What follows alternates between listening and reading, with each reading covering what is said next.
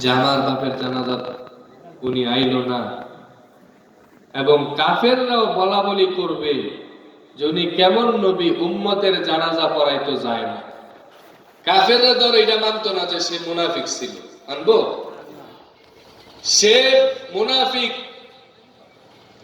প্রকাশ্যভাবে তো সে মুসলমানের বেশ ধরে রয়েছে, দাড়ি টুপি পাগড়ি সবই তো আছে, নবীজির পিছনে নামাজও পড়ছে, প্রকাশ্যভাবে দেখতে মুসলমান, কিন্তু আসলে কি নবীজির মহাব্বত ভিতরে নাই, তাজিম তৌকির নাই, ইশক নাই, ভালোবাসা নাই। এই জন্য সে ঈমান থেকে বঞ্চিত, সে মুনাফিক।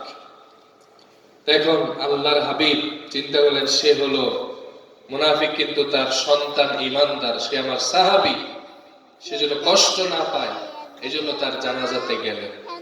দ্বিতীয় আরেকটা কারণ, কাফেররা যেন দোষ খুঁজতে না পারে যে তিনি উম্মতের জানাজার মধ্যে যায় না।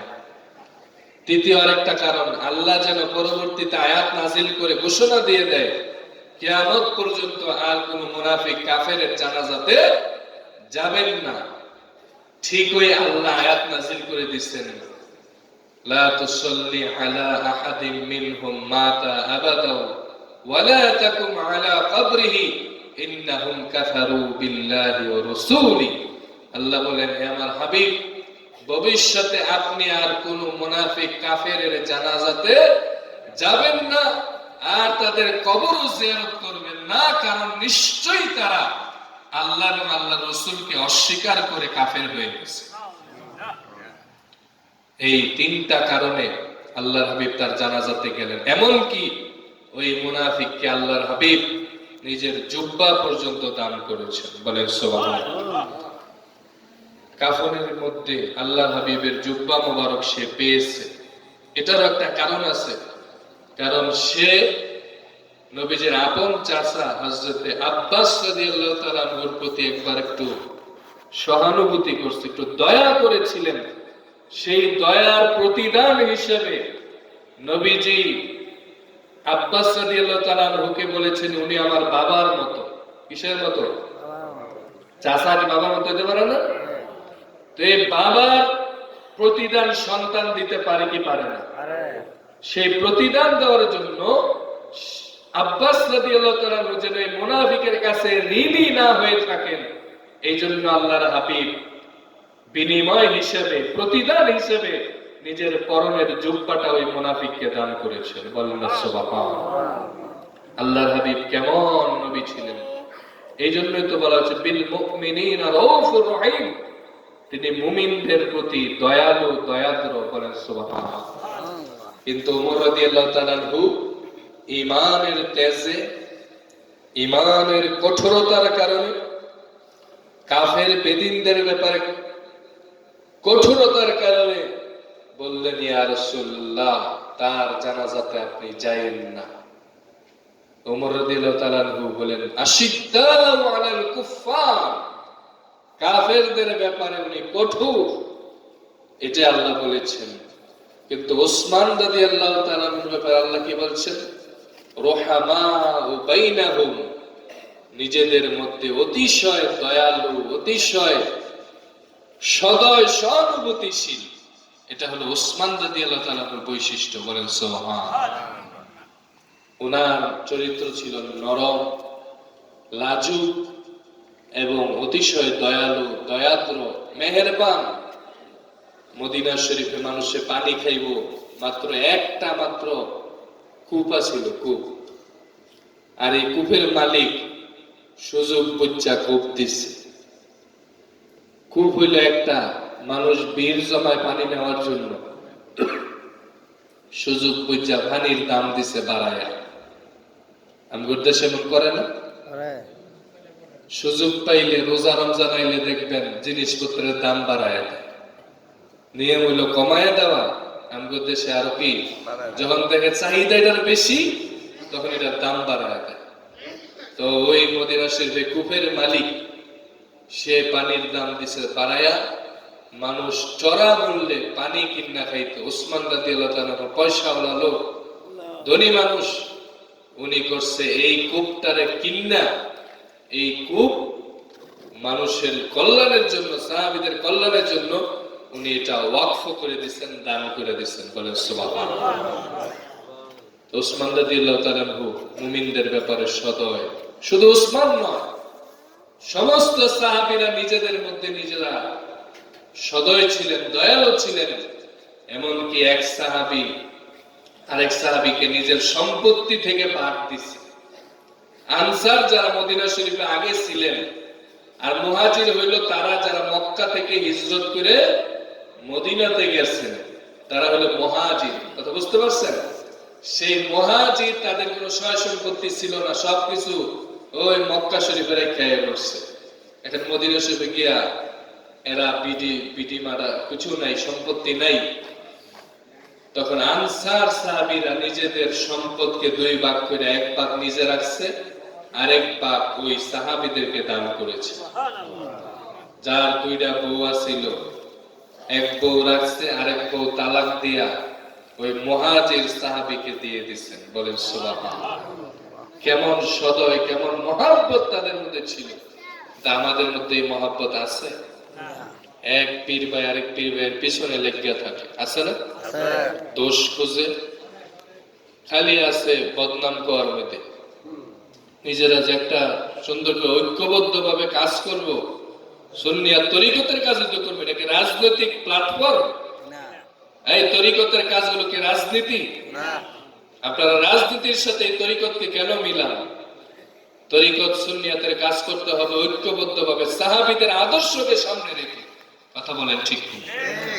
সাহাবীরা হলেন তারা আমাদের আদর্শ। আল্লাহর হাবিব বলেছেন, মা আনা আলাইহি ওয়া আসহাবি, আমি এবং আমার সাহাবীদের মতের উপরে যারা আছে, আকীদার উপরে যারা আছে, তারাই জান্নাতি। বলেন সুবহানাল্লাহ। আমরা সাহাবীদের আদর্শ মতো চলতে চাই কি চাই না? আল্লাহ তৌফিক দান করুন। বলেন আমিন। আরেকটা কথা আল্লাহ বলেছেন, তারাহুম রুকআন সুজদান ইয়াবতাগুনা ফাদলান মিনাল্লাহি ওয়া রিদওয়ানা, আপনি তাদেরকে দেখবেন রুকু অবস্থায়, সেজদা অবস্থায়। কেন? এই রুকু সেজদার বিনিময়ে তারা আল্লাহর পক্ষ থেকে দয়া আর আল্লাহর সন্তুষ্টি চায়। বলেন না সুবহানাল্লাহ। রুকু সেজদার উদ্দেশ্য কি? আল্লাহর দয়া, আল্লাহর সন্তুষ্টি। আর আমাদের উদ্দেশ্য হলো জান্নাত, বেহেশতের লোভে নামাজ পড়ে। এমন নামাজে কিছু আছে না? জান্নাতের লোভে আমরা নামাজ পড়ে। কেউ ইমানদারের চাইতে কি জান্নাত বেশি উত্তম হয়ে গেল না? জান্নাতে বেহেশতে আমরা খুঁজবো যে ইমানদারের কদম ডানি আমার জান্নাতের মধ্যে পড়লে আমি জান্নাতি ধন্য হই। ইমানদার হইল জান্নাতের চাইতে উত্তম। জান্নাতের একটা নিয়ামত ইমানদারের জন্য বানানো হয়েছে। জান্নাতের লাগি আল্লাহ মানুষ বানাইছে না, মানুষ অন্য উদ্দেশ্য। আল্লাহ বলেছেন, ওয়ামা খালাকতুল জিন্না ওয়াল ইনসা ইল্লা লিয়াবুদুন, আমি জিন এবং ইনসান আমার বন্দেগীর জন্য বানাইছি। আই লিয়ারিফুন, মুফাসসিরগণ বলেন ইবাদতের উদ্দেশ্য হলো আল্লাহর পরিচয় পাওয়া। বলেন সুবহানাল্লাহ। আল্লাহ মানুষ বানাইছে আল্লাহর চিনার জন্য, আল্লাহকে চিনতে হবে, আল্লাহর মারিফতের জন্য আল্লাহ মানুষ বানাইছেন। ইবাদতের জন্য ফেরেশতারা যথেষ্ট ছিল। আমরা ইবাদত কদ্দুর করব? কেউ 60-70 বছর জিন্দেগি, এই বয়সে ইবাদত করে আল্লাহর কদ্দুর সন্তুষ্টি করব? যেই জায়গায় 9.5 লক্ষ বছর শয়তানে ইবাদত করে আল্লাহরে খুশি করতেছে না, পারছে? একটা কারণে, নবীর সম্মান না বুঝার কারণে, তাজিম থেকে অস্বীকার করার কারণে 9.5 লক্ষ বছরের বন্দিগি শেষ।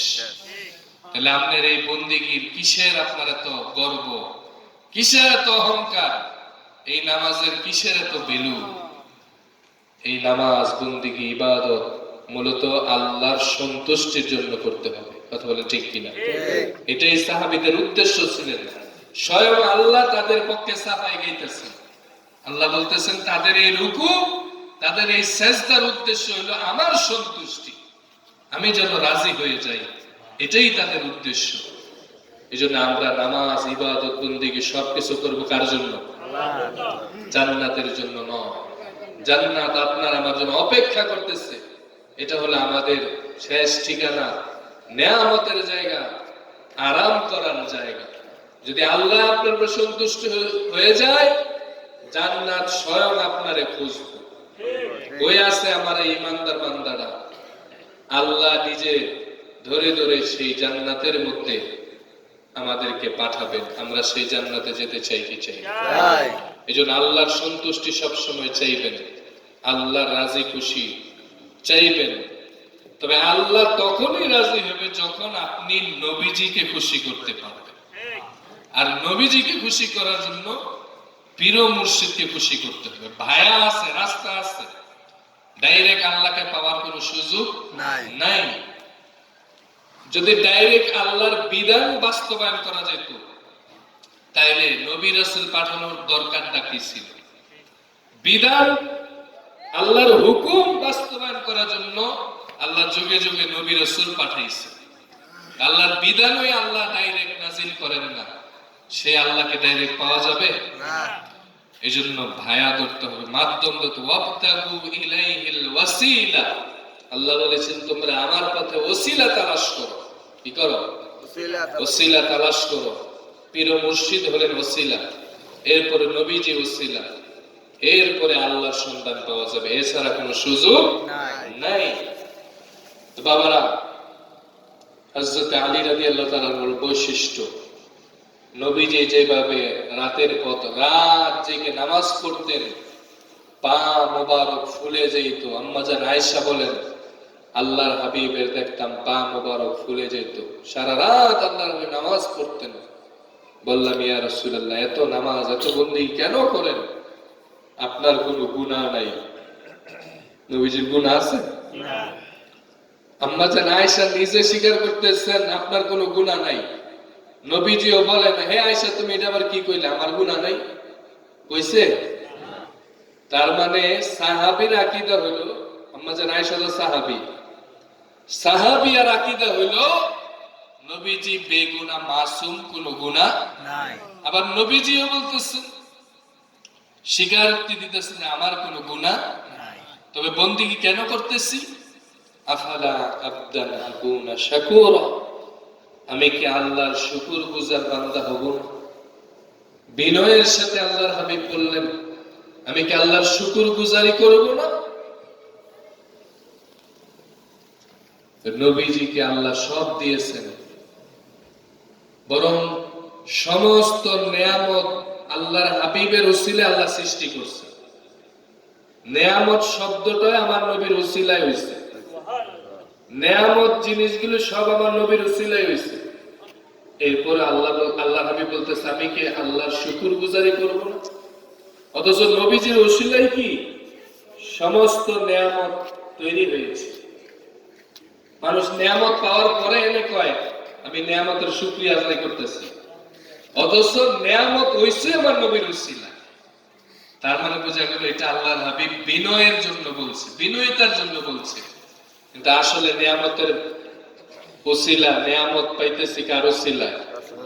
নবীজির ওসিলায়। আল্লাহর হাবিব বলেন, ইন্নামা আনা কাসিমুন আল্লাহু ইউতি, আল্লাহ দেয়, আল্লাহ দাতা, আর আমি নবী হইলাম বন্টনকারী। বলেন সুবহানাল্লাহ। নেয়ামত, রহমত, কল্যাণ, ফজল, দয়া সবকিছু যা আছে আমার নবীজির উসিলায় আল্লাহ তাআলা বন্টন করতেছে, দান করতেছে। বলেন সুবহানাল্লাহ। সেই নবীজির রাজি খুশি দরকার আছে না নাই? এজন্য নবীজির উপর বেশি বেশি দুরূদ শরীফ পড়বেন, আল্লাহ তাআলা চেহারা উজ্জ্বল করে দিবেন। রাতের বেলা আল্লাহর হাবিবের অনুসরণে সুন্নত হিসেবে তাহাজ্জুদের নামাজ পড়বেন। আল্লাহ তাহাজ্জুদ গুজারির ব্যাপারে বলেছেন, সীমাহুম ফি উজুহিহিম মিন আথারিস সুজুদ, তাদের চেহারার মধ্যে সেজদার লক্ষণ, সেজদার আলামত প্রকাশ পায়। কিসের মধ্যে? চেহারা। কিন্তু একদল এই আয়াতের অপব্যাখ্যা করে বলে, এই সেজদার আলামত কপালের মধ্যে ফেলানো লাগবে। কোথায় ফেলায়? মাটিতে গিয়া ঘষে, ডলে, দইল্লাই কফানের মধ্যে সেজদার আলামত ফালায়। আল্লাহ কি জাব হাতুন বলছে নাকি উজুহুন বলছেন? উজুহুন মানে চেহারা, আর জাব হাতুন মানে কি? কপাল। আল্লাহ কপালের কথা বলেন নাই, আল্লাহ বলছেন তাদের সেজদার লক্ষণ, সেজদার আলামত তাদের চেহারার মধ্যে প্রকাশ পায়। বলে সুবহানাল্লাহ। যারা তাহাজ্জুদ গুজারি, নবীজির প্রতি বেশি বেশি দুরূদ শরীফ পড়ে, ইবাদত বন্দেগী করে, তাদের চেহারা আল্লাহ তাআলা নূরানি করে দেন, আলোকিত করে দেন। সেই লক্ষণ তাদের চেহারার মধ্যে প্রকাশ পায়। এজন্য ওলি আল্লাহদের চেহারা কি নূরানি না কুৎসিত? ওলি আল্লাহদের চেহারা দেখবেন নূরানি থাকে। পেশওয়ারি হুজুরের চেহারা কেমন ছিল? বলা হয়েছে অন্ধকার রাত্রি, আমাবস্যার রাতে যদি কারেন্ট ছাড়া পেশওয়ারি হুজুর বসে থাকতো, এই অন্ধকারের মধ্যে, ঘোর অন্ধকারের মধ্যেও ওনার চেহারাটা নূরে নূর উজ্জ্বল ভাবে ভাসত। মানুষ চেহারা দেখে কত মানুষ ওনার মুরিদ হয়ে গেছে, ঠিক কিনা? তো ওলি আল্লাহরা তারা হলেন আল্লাহর রহমতের বর। কার বর? বর মানে কি? জামাই। আল্লাহর রহমতের একটা বর আছে, সেই বর হলো আল্লাহর ওলিরা। আর এই বর পর্যন্ত মুহরিম ছাড়া কেউ বসতে পারে না। মুহরিম মানে হলো কারা? যাদের সাথে বিবাহ হারাম। বিবাহ হারাম করা হয়েছে কোরআন শরীফের মধ্যে 14 জনকে। কয়জন? 14 জন। বাপ, ভাই, দাদা, নানা, মামা, এই ধরনের লোক কয়জন? 14 জন। 14 জনকে বলা হয় মুহরিম। অনুরূপভাবে বিপরীত দিকে আবার মহিলা, মা, খালা, ফুফু, বোন, এই ধরনের মহিলা 14 জনকে বিবাহ করা যায় না। এদেরকে বলা হয় কি? মুহরিম। একটা মাসআলা শুনে যান, অনেকে উমরা করতে যায়, সাথে মুহরিম ছাড়া যায়। গেছেন সওয়াবের লেগা, কামাই করে লয়ে বের, উল্টা গুনাহ। মুহরিম ছাড়া উমরা করেন, বড় হজ করেন, কোন সফরের মধ্যে যাওয়া যাবে। মহিলারা উমরাতে গেলে অবশ্যই হয় তার স্বামী অথবা ভাই অথবা তার সন্তান অথবা তার বাবা অথবা তার চাচা, দাদা, নানা, মামা, এই ধরনের যে কোনো একজন ব্যক্তিকে সাথে নিয়ে যেতে হবে। একা একা সফর করা যাবে না। আমার সাথে অনেকে উমরাতে যেতে চায়, আমি কি আপনাদের কোনো মুহরিম আছে নি? বলেন না হুজুর, আমরাই তো আমার মুহরিম, আমার বাংলাদেশে মুহরিম। আমি এলাম পীর ভাই, আমি কি ওনার জন্য মুহরিম? আমার সাথে বিবাহ হবে কি হবে না? বলেন। শরীয়ত সম্মত ভাবে বিবাহ আমার সাথে জায়েজ আছে না? আমি তো ওনার মুহরিম না। মুহরিম কাকে বলে? যার সাথে বিবাহ জায়েজ না। তো বলছিলাম এই কথাটা কোন জায়গা থেকে আসলাম? ও, আল্লাহর রহমতের বর তারা হলো আল্লাহর ওলিরা। সে ওলি পর্যন্ত তার মুহরিম ছাড়া কেউ বসতে পারে না। সেই মুহরিম কারা? যারা ঈমানদার, যাদেরকে আল্লাহ তাআলা একটু দয়ার নজর করছে, যাদের ভিতরে ঈমান আছে, তারাই আল্লাহর ওলিকে চিনতে পারে। বলেন না সুবহানাল্লাহ। এজন্য জালালউদ্দিন রুমি রাহমাতুল্লাহ আলাইহি বলেছেন, নূরে হক জাহির বুয়াত আন্দার বলি নেব্বি বাসি আগার আহলে দিলি। আল্লাহর নূর ওলিদের মধ্যে প্রকাশ পায় তখনই তুমি দেখবে, যদি তুমি দিলওয়ালা হও, অন্তরওয়ালা হও। বলেন সুবহানাল্লাহ। অন্তরওয়ালা লোক ছাড়া, দিলওয়ালা লোক ছাড়া আল্লাহর ওলিদেরকে চিনা সম্ভব না। আল্লাহর চিনা সহজ, কিন্তু আল্লাহর ওলিকে চিনা কঠিন। কারণ ওলি আল্লাহরা সাধারণ মানুষের সাথে মিশে থাকে, ঠিক কিনা? দেখতে আপনার আমার মতোই, রঙে নমুনা সবকিছু আমার মতো। নবীজিও সাধারণ মানুষের সাথে মিশে থাকতেন, এই জন্য কাফের মুনাফিকরা চিনে নাই। কিন্তু যাদের ভিতরে ঈমানের নূর আছে, তারাই নবীজির সাহাবীর খাতার মধ্যে নাম লেখাইছে। ঠিক কিনা? আবু জাহেল আমার নবীকে দেখছে, আবার আবু বকর সিদ্দিক নবীজিকে দেখছে, কিন্তু দুই দেখার মধ্যে পার্থক্য আছে না নাই? একজনে দেখছে ইমানের নজরে, আরেকজনে দেখছে কুফুরির নজরে। এই জন্য আবু জাহেল কয়, আপনার চাইতে নিকৃষ্ট কোনো কুৎসিত কোন মানুষ এই পৃথিবীতে নাই। বলেন নাউজুবিল্লাহ। নবীজি বলছে তুমি সত্য বলেছ। আবার আবু বকর সিদ্দিক বললেন, ইয়া রাসূলুল্লাহ, আপনার চাইতে সুন্দর চেহারাওয়ালা নূরানি মানুষ আমি পৃথিবীর জমিনে কাউকে দেখিনি। নবীজি বললেন তুমিও সত্য বলছো। এখন এই দুই সত্যের মধ্যে পার্থক্য আছে না? জিজ্ঞেস করি রাসূলুল্লাহ, আবু বকরের কথাও কইলেন সত্য, আবু জাহেলের কথাও কইলেন সত্য, এটা রহস্য কি? নবীজি বলে, আমি হইলাম আল্লাহর কুদরতের আয়না। বলেন সুবহানাল্লাহ। আয়নার সামনে যেই রূপ নিয়ে যাইব এই রূপই দেখবো। আপনি সুন্দর চেহারা করে মেকআপ করে সাইজে আয়নার সামনে দাঁড়াইলে সুন্দরই দেখবেন, আবার কালি মেক্কা দাঁড়াইলে কালোই দেখবেন।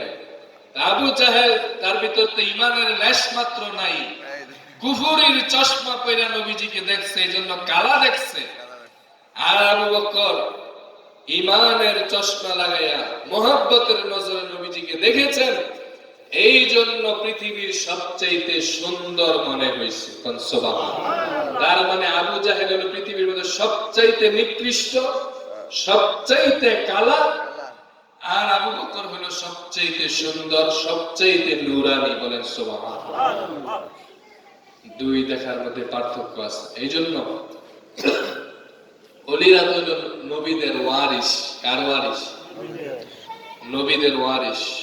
ইন্নাল উলামা ওয়ারাসাতুল আম্বিয়া, নিশ্চয় আলেমরা হলো নবীদের ওয়ারিস। সেই ওয়ারিসদের মধ্যে নবীজির নূরানি কিছু ছিটাফাটা আছে না নাই? নূরের কিছু ছিটাফাটা আছে না নাই? নবীজির নূর পাইয়ে তো তারা বেলায়েতের অধিকারী হয়েছে।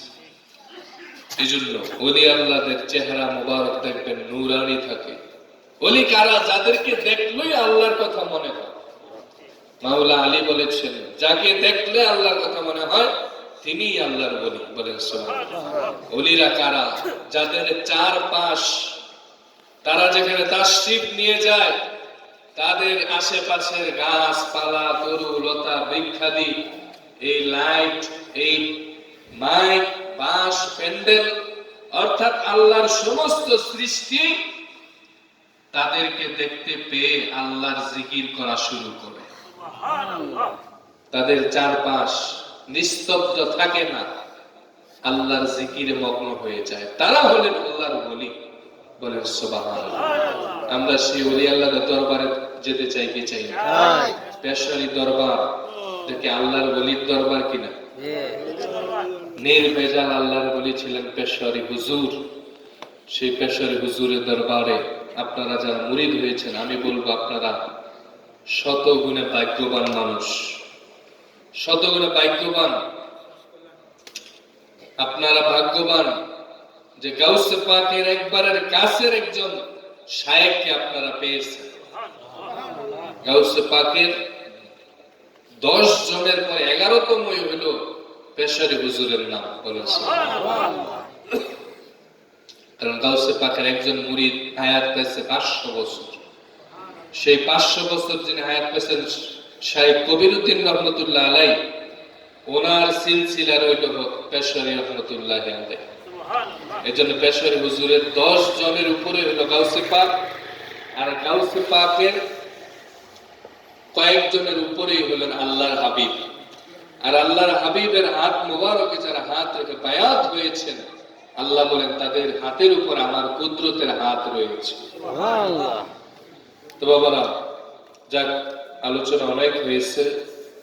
আল্লাহ সকলকে আমল করার তৌফিক দান করুক। বলুন আমিন। আমাদের পেশারি দরবার শরীফে মাহফিল হবে আগামী 23 এবং 24 মাঘ। এটা বাৎসরিক মাহফিল হলো 23-24 ফাল্গুন। এটাকে 1 মাস আগে দেওয়া হয়েছে রমজানের কারণে। গতবার হয়েছে, এইবারও হবে আগামী বছরও এই একই তারিখ 23 এবং 24 মাঘে হবে। এরপরে কি আবার ফাল্গুন মাসে যাবে। আপনারা যেতে চান কি চান না? আর দরবার শরীফ থেকে একটা নির্দিষ্ট টুপি দেওয়া হইতেছে, এই টুপিটা আপনারা সবাই নিবেন। এটা হলো পেশারি দরবারের চিহ্ন। আমরা যে দরবারের মুরিদ, এটার একটা চিহ্ন, মানুষ দেখলে কইব যে এই লোকটা পেশারির মুরিদ। এই যে আমার মাথায় একটা টুপি দেখতেছেন, অনেকেই নিছেন। এই টুপিটা পরবর্তীতে আবার নিয়ে আসবো। 22 তারিখ আসবো, বুরগুড়া পশ্চিম পাড়া, এখানে আব্বা হুজুর কেবলা আল্লামা কাজী আবু সঈদ পেশা রহমতুল্লাহ আলাইহির প্রতিষ্ঠিত 24তম বার্ষিক পবিত্র ফাতিহা শরীফ ইসলামী সুন্নি মহাসম্মেলন, সেই মাহফিলে আপনারা উপস্থিত থাকবেন। সেই মাহফিলে ইনশাআল্লাহ টুপিটা নিয়ে আসব। আর আমাদের দরবার শরীফের মাহফিলে, বাৎসরিক মাহফিলে ইনশাআল্লাহ আপনারা যাবেন, এই আশা ব্যক্ত করছি। আল্লাহ আল্লাহ আল্লাহ লা ইলাহা ইল্লাহু আল্লাহ আল্লাহ লা ইলাহা ইল্লাহু ইয়াসিন তাহা কমলি ওয়ালা কুরআন কি তফসীর হাজির নাজির শাহিদ কাসম সিরাজম মুনীর নবীজি আল্লাহ আল্লাহ লা ইলাহা ইল্লাহু আল্লাহ আল্লাহ লা ইলাহা শান্তি দাতা মুক্তি দাতা আশরে নেই ধারায় আশর সবাই দাঁড়াইয়া সালাম জানাই নবীজি আল্লাহ আল্লাহ লা ইলাহা ইয়া নবী সালাম আলাইকা ইয়া রাসূল সালাম আলাইকা ইয়া হাবিব সালাম আলাইকা সালাওয়াতুল্লাহ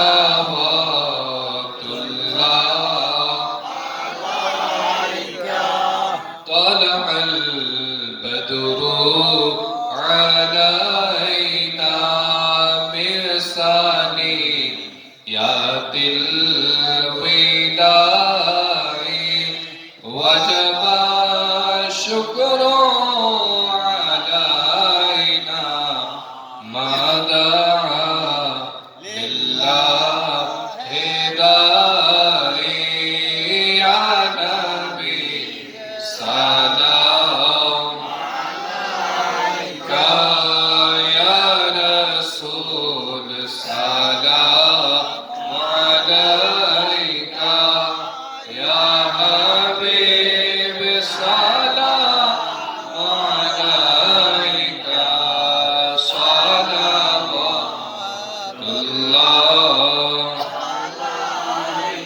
और चरखे नबुवत पेरो शंदुरुद बोले बागे रिसालत पेला ओ सलाम मुस्तफा जाने रहमत पेला ओ सलाम शम्ए बज़ में हिदायत पेला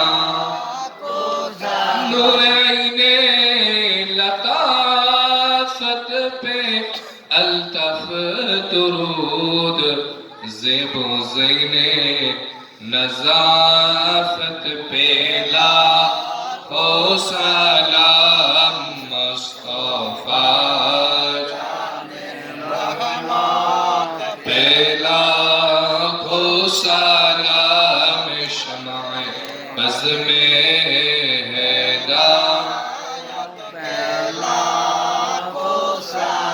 غوث اعظم امام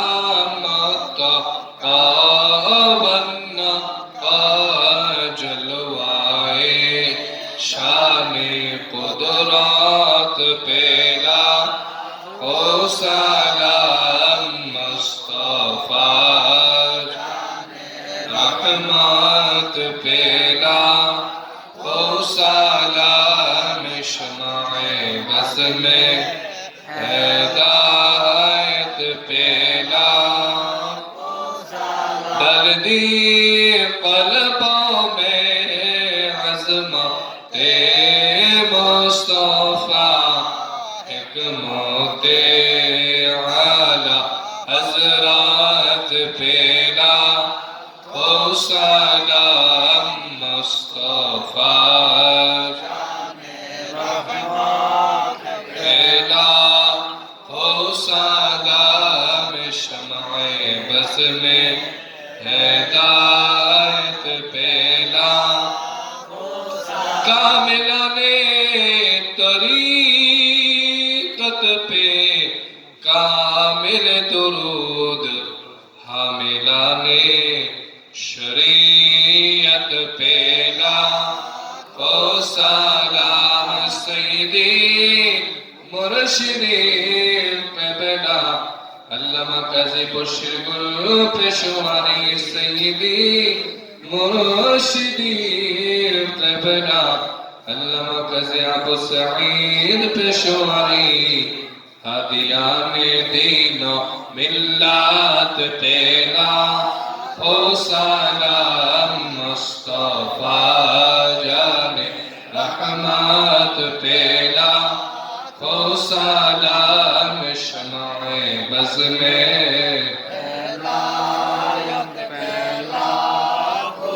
بعذاب عتاب حساب و کتاب تعبد اہل سنت پیلا او سلام کش محشر میں جب ان کی آمد ہو بھیجے سب ان کی شوکت پیلا او سلام مجھ سے خدمت کے قدسی کا ہی حارثہ مصطفیٰ جان رحمت پیلا او سلام شمع بز میں ہدایت پیلا بلغ العلا بکمالہ کشف الدجى بجمالہ حسنت جميع خصاله